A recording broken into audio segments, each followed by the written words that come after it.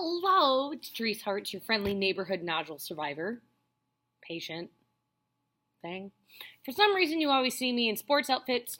Today is Gender Bender Day at the school at which I work, which is in my background. So I put on some Packers gear, go Packers, and put my hair behind my head so I look kind of like a dude. And none of the 6th grade boys said I looked disgusting today. So that's a plus. So, today, we are talking about diagnosis. Diagnosis of nodules is a really, really tricky, awful process. My personal story goes back to, and I think I mentioned this in the first video, I felt my voice go numb, for lack of a better term. Essentially, I just couldn't produce notes, and it felt not there. In addition to that, I was very hoarse. My voice was very breathy. I had a lot of tension in my jaw and in my neck. I'm going to get to my fundigastric muscle issue in a second. There's a lot that went wrong. Now, I assumed it was just me getting sick after the musical and a lot of vocal strain because it was musical and then choir tour.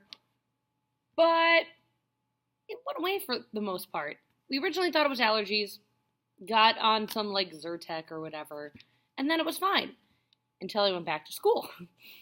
A week into my senior year, I was supposed to sing the national anthem at our school's football game. Now, I went to Marian Central Catholic High School in Woodstock, Illinois, woot woot.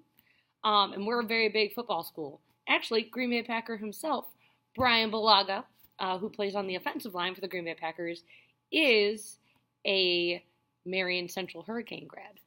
Go Canes. So I'm in my voice lesson, getting ready to sing for the national anthem, and my voice cracks in a way it had never cracked before. And it really hurt, like really bad. And I realized, nope, something's wrong. So my voice teacher, being the lovely soul he is, said, all right, here's the number for the Bastian Voice Institute. Go. So I scheduled an appointment, got in October. And I got in, and for those of you who don't know, vocal nodules or vocal folds are especially supposed to be just like up and down. Mine were like, oh man, how am I going to do this? Okay, look at my thumbs. So, perfect vocal fold, 9. I had these little bumps on the ends. They're called broad-based swelling. And essentially, that means when I close, you see the gap, as opposed to if they're flat, so they're not coming together all the way, which creates that hoarse sound. Also creates the difficulty to stretch and make higher pitches. So they were small, they were hopeful. It just looked small, like we'll just do some speech therapy and some silence and it'll be fine. You'll get over it. So I then underwent speech therapy with a wonderful woman named Lori Sonnenberg, who is still my speech therapist. Go Lori. And I totally changed so much of the way I speak, of the way I sing. Before this whole process, I used to talk down here. This is how I would talk to my friends. I sounded like a chain-smoking man. I don't know why that happened. It's just where I thought my voice sat. So we gradually worked on getting my voice higher to where it is today, and I actually should be speaking higher. I'm sorry, Lori. In this whole process, it was kind of tough to hit that threshold. So we were talking about pain and management and how the nodules weren't as big at the bottom but getting smaller but still there. And one day we were talking about if I get surgery, will it stop hurting? And they were like, what do you mean it hurts? And I'm like, it hurts, like right here. And Dr. Bastian's like, here? So right down here is your digastric muscle. It helps you swallow food. And essentially, my vocal folds were so wonky that the muscle in charge of helping me eat food was actually forcing my vocal folds together. By the way, they don't come together like this. They flutter like butterflies. He's like, okay, I got this. I'll be right back. Dr. Bastian, nicest dude in the world, comes in with a needle this long and a syringe. And I'm like, you going to tell me what we're doing with that? He's like, oh, your digastric muscle's swollen. This is cortisone, which for those of you who don't know is one of the thickest serums, and does into my neck, both sides, 3 times. Ew. Now to this day, it's better, but with my flare-up, re-diagnosis, they feel as hard as rocks. I do this whole lesson with my students about vocal nodules and vocal health, and I have them compare their digastric muscle to mine, and the answer is immediately, ew. Gotta be open about this stuff. So things were fine.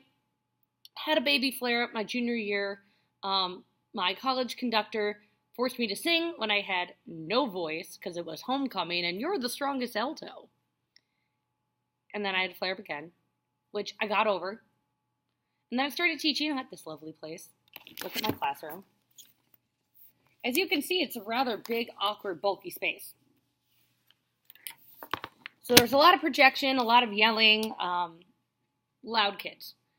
And through that and choir and coaching, my voice started to not do so hot. And I, in all honesty, knew I was injured long before I wanted to admit it. Finally, last February, I said enough's enough. I gotta go in. So I did, and the same things pretty much happened. My vocal range was hella decreased. I was fatigued easily. I had a lot of tension.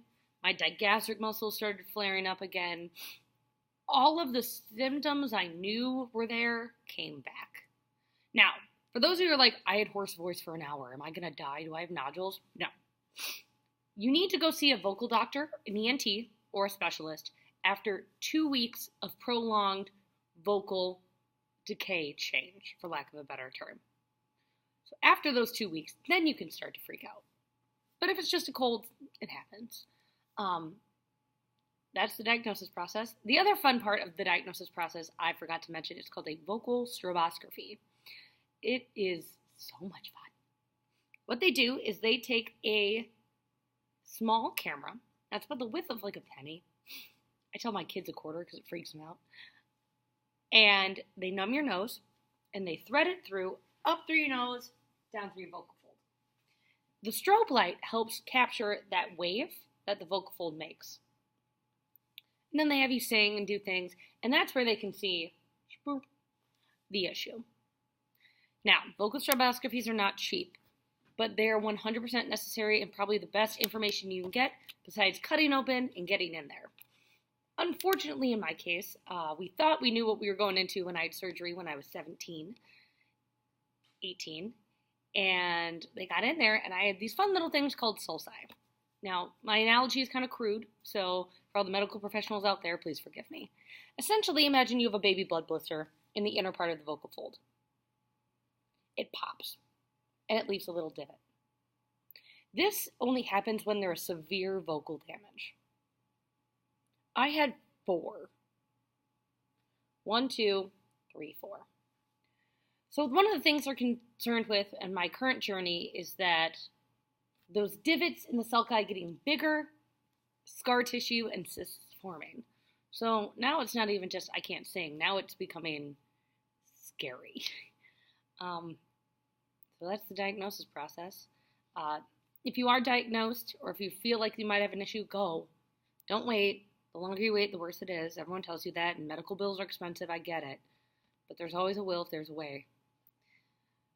Go. If you're in the Chicago Midwest area, highly recommend the Bastian Voice Institute. The other organization I know of is UIC, University of Illinois Chicago, has a great program as well. That's where my voice teacher went. I know it's scary, and I know it sucks, and getting a bad diagnosis is always the worst, but you gotta go so you can start getting better. Next vlog, I'm going to talk about the process of speech therapy, what it's done for me, what are some typical exercises, and kind of walk you through some of those. Again, I'm not a speech pathologist, but I'll show you just what my experience has been. Remember, vocal nodules suck, and you're not alone.